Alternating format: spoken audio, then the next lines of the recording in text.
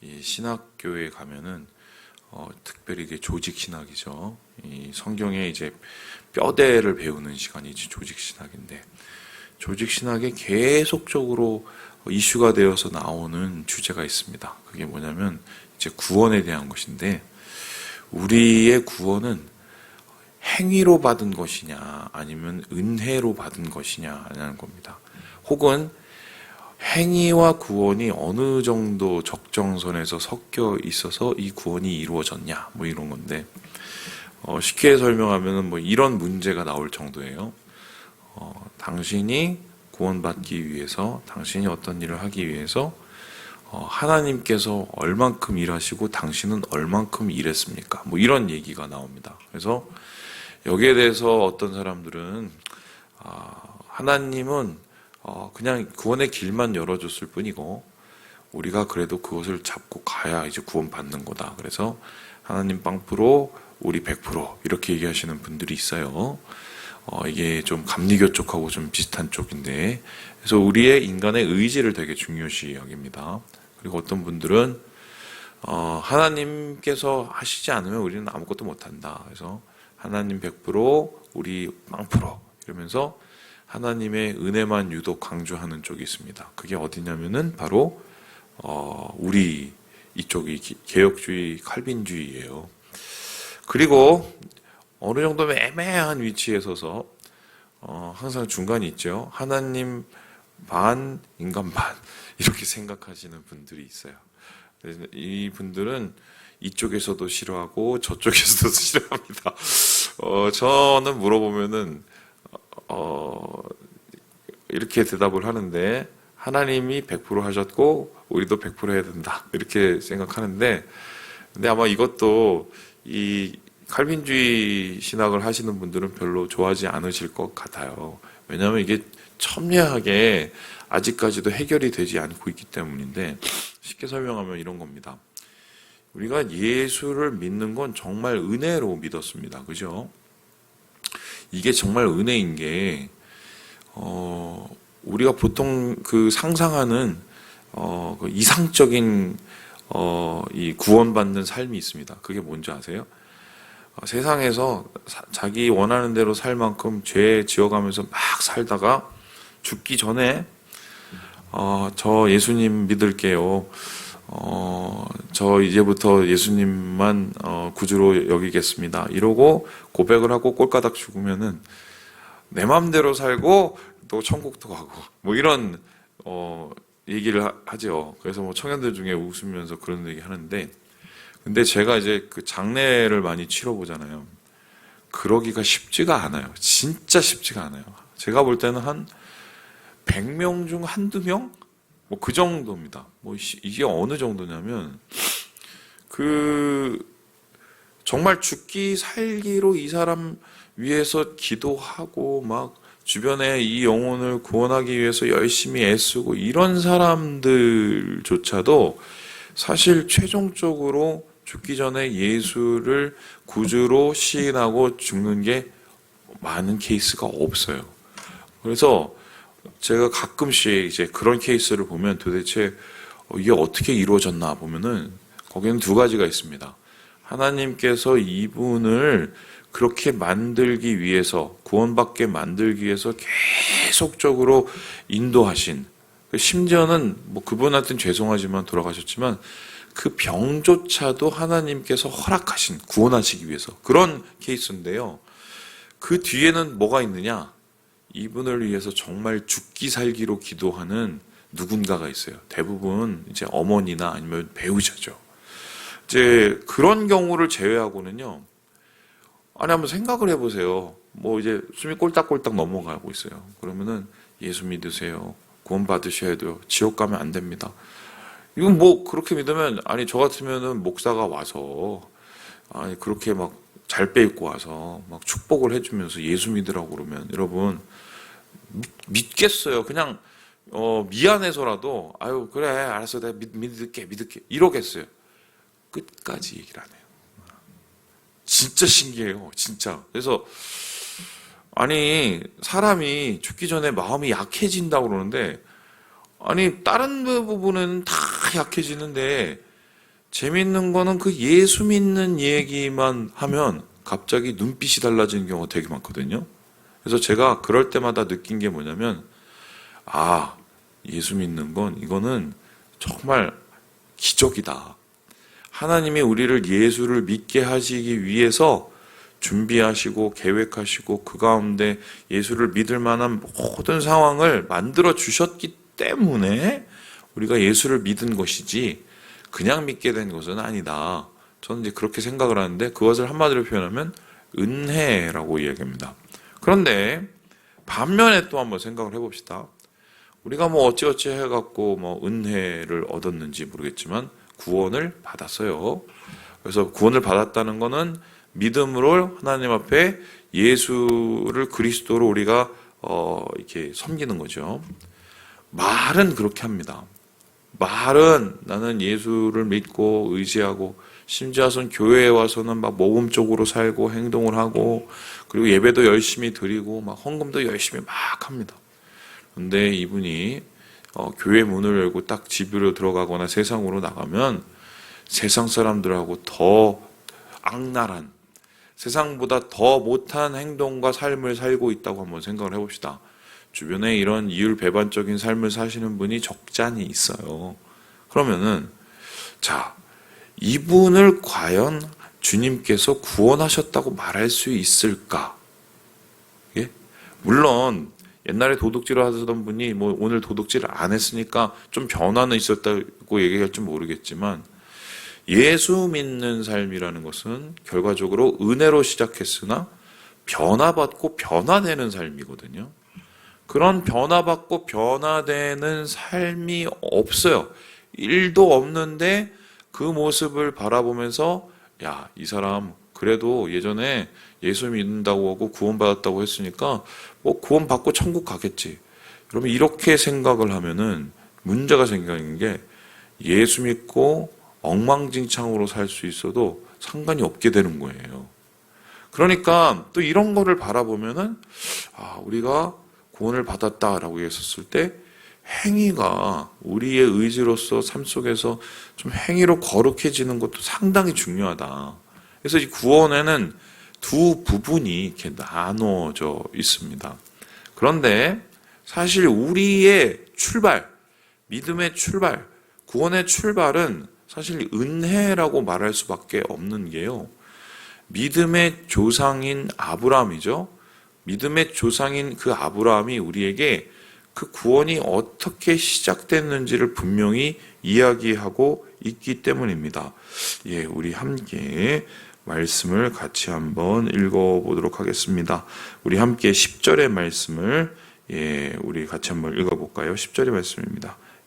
11절입니다. 11절입니다. 시작. 그가 할례의 표를 받은 것은 무할례시에 믿음으로 된 의를 인친 것이니, 이는 무할례자로서 믿는 모든 자의 조상이 되어 그들도 의로 여기심을 얻게 하려 하심이라. 그러니까 아브라함이 하나님을 따라서 뭐 가나안도 오고 구원도 받게 된 이유, 복이 된 이유는요, 그에게 하나님이 율법을 어느 날 갑자기 딱 던져주시면서, 야, 이거 처음부터 끝까지 다 지켜. 그리고 오늘 너 당장 가서 포경수술해. 이렇게 하고 할례를 하고 막 그런 게 아니에요. 그렇게 해서 이 사람이 믿음이 생기고 구원을 받은 게 아니라고요. 그냥 성경은 아주 단순하게 얘기하는데, 이 사람이 할례도 받기 전에, 심지어는 율법이라는 것을 알기도 전에 이미 하나님을 믿기로 작정해서 구원받았다고 이야기를 하고 있습니다. 그렇다면은 이 아브라함이 어떻게 하나님을 믿었느냐? 몰라요. 단지 우리의 생각으로는 아마 아버지로부터 이제 내려온 하나님에 대한 의식이 있었고, 그가 어느 순간이 되었을 때 하나님을 1대1로 만나면서, 그리고 하나님을 경험하면서 그가 그 하나님을 자신의 주로 믿었기 때문이라고 우리는 상상할 수 있지, 사실 어떻게 아브라함이 구원을 받게 됐는지는 성경에서 전혀 설명을 하고 있지 않습니다. 그 과정이 나타났지 않아요. 단지 한 가지 얘기인데, 아브라함은 믿었다. 그래서 그 믿음이 구원의 시작이 되었다라고 이야기를 하고 있어요. 그렇다면은 우리도 역시 마찬가지인데, 우리의 믿음은 결과적으로 하나님이 은혜로 주신 것이고, 그래서 구원도 결과적으로 우리가 무엇을 해서 받은 것이 아니라 하나님께서 주신 믿음으로 내가 주님을 주로 고백을 했더니 우리 안에 그 구원이 시작되었다라고 이야기를 할 수가 있습니다. 그래서 그 구원은 오늘 이야기를 하는 것처럼 은혜로 시작됐다는 게 확실해요. 그런데 이 은혜로 시작된 구원을 사람들은 어떻게 합니까? 자꾸 은혜가 아닌 것으로 바꾸려는 그런 의도가 있습니다. 예를 들어서 이렇습니다. 이 유대인에게는 할례와 율법이라는 게 있었지만 지금 우리에게도 그와 비슷한 것이 있어요. 이 대표적인 게 뭐냐면 세례입니다. 세례. 자, 여러분 제가 한번 질문을 해보겠습니다. 세례를 안 받고 예수를 주라고 시인하신 분은 구원을 받고 천국에 갈 수 있을까요? 없을까요? 예? 믿음은 있어. 그리고 이 사람은 예수를 확실히 믿고 말씀도 보고 막 이래요. 그런데 세례를 안 받았어. 천국에 갈까요? 못 갈까요? 예? 애매하죠? 애매하죠. 자, 그럼 반대로 한번 물어볼게요. 믿음은 있는 듯 없는 듯 해요. 그런데 어머니, 아버지가 어느 날 갑자기, 야, 너 교회 가자. 교회 안 가면 오늘부터 너 용돈 안 줘. 이러면서 어릴 때부터 어쩔 수 없이 교회를 다녔단 말이에요. 다니다 보니까 사람들하고 친해지면서 알게 되고 자꾸 목사님이 세례 받으라고 학습도 받고 세례를 받았어요. 근데 나는 여전히 이게 믿음이 있는지 없는지 모르겠어. 교회는 다녀. 자, 이 사람이 죽었어요. 이 사람은 구원을 받았을까요? 그리고 천국에 들어갈까요? 못 들어갈까요? 애매하죠. 지금 사실 이게 왜냐면 세례의 개념이 우리에게 좀 많이 바뀌었기 때문이에요. 제가 웃긴 얘기 하나 해드릴까요? 기독교를 처음으로 국교로 승인하는, 공인한, 그 신앙의 자유를 공인한 왕이 누구냐면 콘스탄티누스라는 왕입니다. 이분이 이제 313년에 어느 전투에 참여를 했다가 하나님께서 자신을 도와준다는 확신을 받고 그 다음에 와서 기독교를 탄압하던 정책을 바꿔서 기독교를 어떻게 해요? 이제 공인해 줘요. 그러고 나서 이제 10% 정도밖에 되지 않던 기독교가 당시에 나중에 얼마 지나냐서 전체 인구의 80%가 예수를 믿는 일이 일어납니다. 그게 이제 로마가 변하게 된 거죠. 그런데 흥미로운 게 이 콘스탄티누스 이 황제가 이 정도로 기독교를 우대해주고 그리고 하나님을 삶을 경험하고 그랬음에도 불구하고 세례를 언제 받은지 아세요? 세례를 죽기 직전에 받았습니다. 그래서 이 죽기 직전에 세례를 받은 것을 가지고 논란이 일어나는데 어떤 논란이 일어나냐? 콘스탄티누스 황제는 신앙이 없던 사람이다. 미루다가 그냥 죽기 직전에 그냥 의례적으로 한번 받은 것이다. 이러면서 콘스탄티누스 대제를 믿음이 없는 사람으로 몰아가시는 분도 있고, 반대로 그게 아니라 이것은 그 당시에 특별한 케이스였고 특별한 문제 때문에 그랬다고 생각하시는 분들이 있어요. 이 특별한 문제가 뭐냐면 이런 겁니다. 세례를 받았음에도 불구하고 죄를 짓잖아요. 죄를 지면 그 죄를 회개하지 못하고 죽으면 지옥에 간다고 생각을 했어요. 이 당시에는. 그러니까 사람들이 아싸리 어떡하냐? 죽기 직전에 세례를 받아버립니다. 그러면은 죄를 지을 수 있어 없어요? 죄를 못 짓죠. 죽기 직전이니까. 그래서 죽기 직전에 세례를 받고 그리고 나서 이제 천국에 가려는 이러한 풍습들이 당시에 적잖이 있었대요. 아마 콘스탄티누스도 그러한 생각을 가지고 그렇게 했던 게 아닌가. 여러분, 그런데 이거는 세례에 대해서 상당히 오해하고 있는 거죠. 세례라는 것은 무엇입니까? 천국 가는 도장을 하나님께서 내 이마팍에 빵 찍어주시는 게 아니에요. 그러면은 소위 말해서 믿음이 없는 사람도 세례만 받으면 다 구원받고 천국에 가게 해요? 이 세례는요, 당시에 어떤 것이냐면 내가 하나님 앞에 결단하겠다는 그러한 사인이고요. 뿐만 아니라 사람들 앞에 나는 이제 예수 믿을 것이라고 공표하는 일종의 예식이었어요.